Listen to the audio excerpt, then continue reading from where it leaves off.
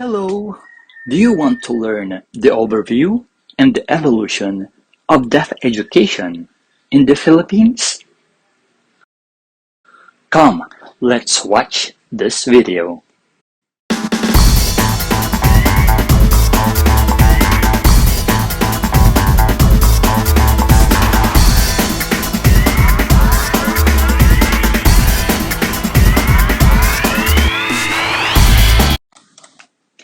Hello everyone, and good day to all of you po. I am Teacher Jordan, and this is my sign name. I am a grade 4 teacher at the Philippine School for the Deaf, located in SDO, Pasay City. I had my presentation pre-recorded to address the internet connectivity issues and to incorporate sign language for our deaf and hard of hearing audience. Should you have any comment, question, or suggestions, please feel free to contact me in my social media accounts. My topic for today's session is Philippine Deaf Education, Brief History of the Filipino Sign Language. It was believed that Filipino Sign Language originated in the 1590s in Dulag, Leyte. According to the Filipino Sign Language, a compilation of signs from the regions of the Philippines, published by the Philippine Federation of the Deaf, PFD, in 2005, the use of sign language in the Philippines can be dated as far back as 1604. A European priest wrote about his encounters with the local deaf people. Using signs, the Spanish priest in Leyte taught two deaf Filipinos about God. These two would then go on to teach other deaf Filipinos in their missionary works. As pointed out in the Philippine Federation of the Deaf, or PFD publication, regardless of whether or not the exchange used Filipino or Spanish Sign Language, what is important is that communication took place between deaf people using a shared language. During the pre-American period, Filipino parents often kept their children who were disabled and handicapped. People considered such children as desgraciadas, or the unfortunate ones. A school for the deaf and blind was established in 1907 when Dr. David P. Burrows, the Director of Education then, invited to the country Miss Delia Delight Rice of Columbus, Ohio. This photo shows the efforts made to search for deaf and blind Filipinos in 1907. Miss Delight Rice literally had to seek out deaf and blind children and convince their parents that formal education would be beneficial for them. We can see the first deaf school in the Philippines in 1907. This is the actual structure of the schoolhouse on Calle Mercado in Ermita, Manila. We can also see here the first class picture of Miss Delight Rice with her students. Between 1908 to 1910, the school was transferred on Calle Real del Palacio in Intramuros, Manila. It was 1 block away from the famous Manila Cathedral. One of the reasons of the transfer from one school location to another was to accommodate the growing number of deaf and blind learners and faculty members. During the years 1910 to 1923, the school was transferred in a bungalow-type school building, 100 yards away from the Manila Bay.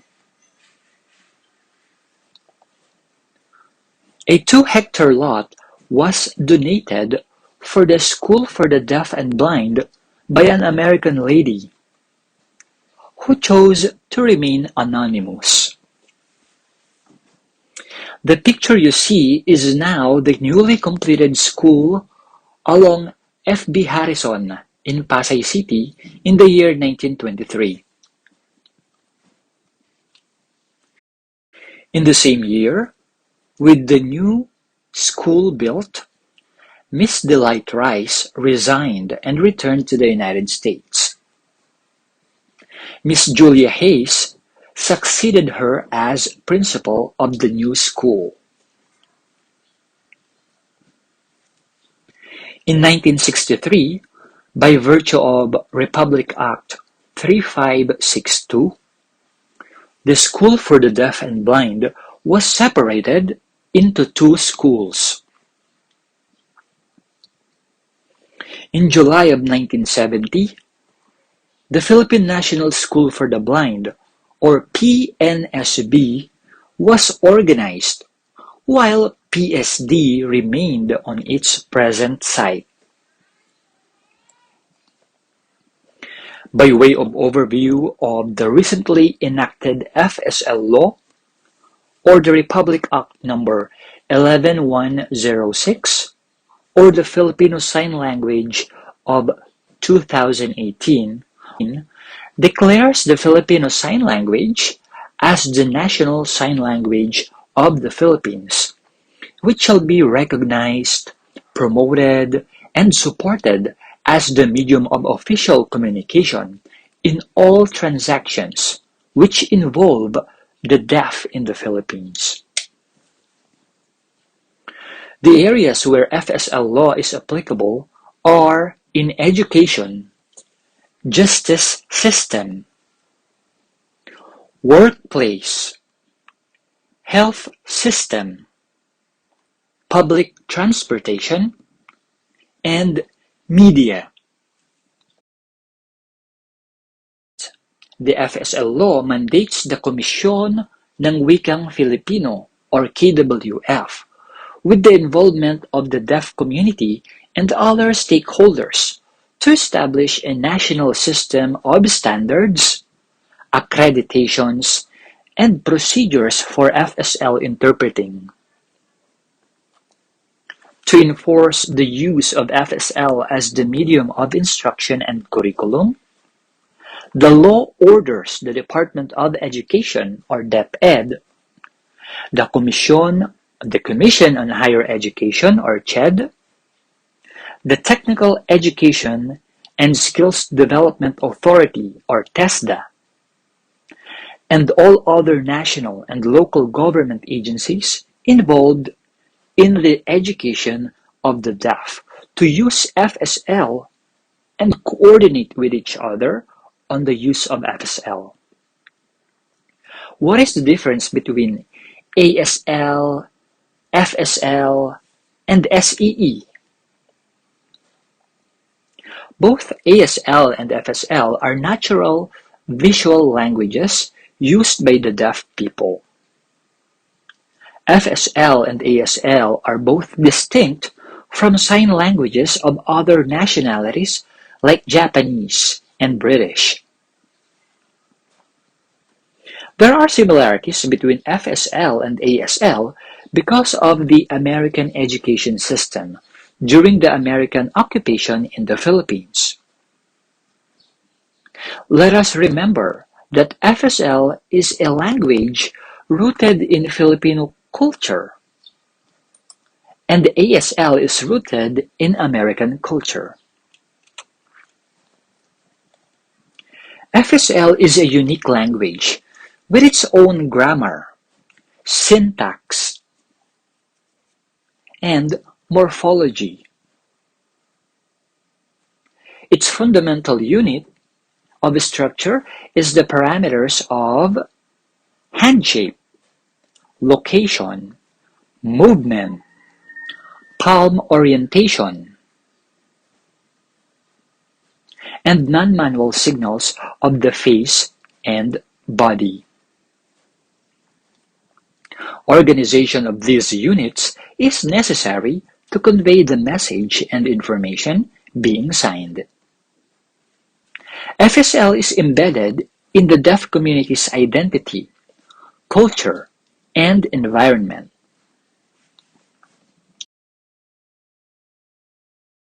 As a visual language, it's informed by what the deaf sees. Since Philippines is an archipelago, variations of signs are common. Hence, a sign for a specific vocabulary may differ from one province or place to the other. On the other hand, signing exact English or SEE is not a language.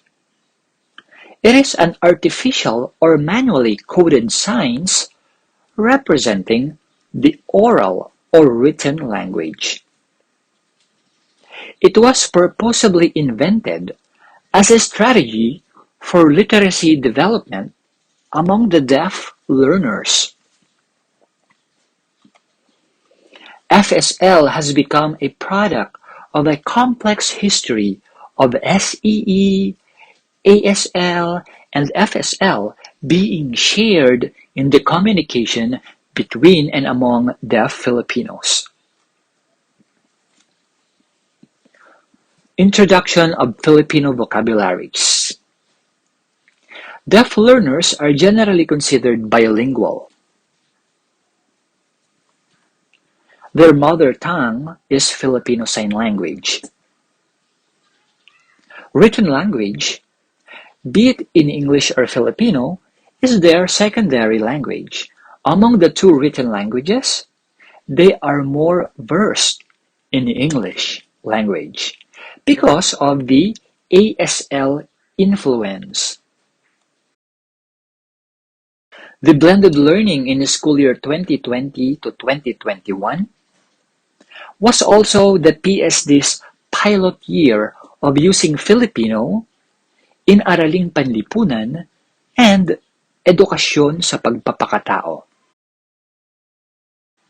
in the elementary department. School-based action research was conducted to further improve their literacy in Filipino written AB vocabularies. We have a diverse population of deaf and hard-of-hearing learners. Some are able to lip read. Others wear assistive devices like hearing aids and are able to hear high or low frequency or intensity sound. This is the main reason why we adhere to the principles of total communication as a mode of instruction.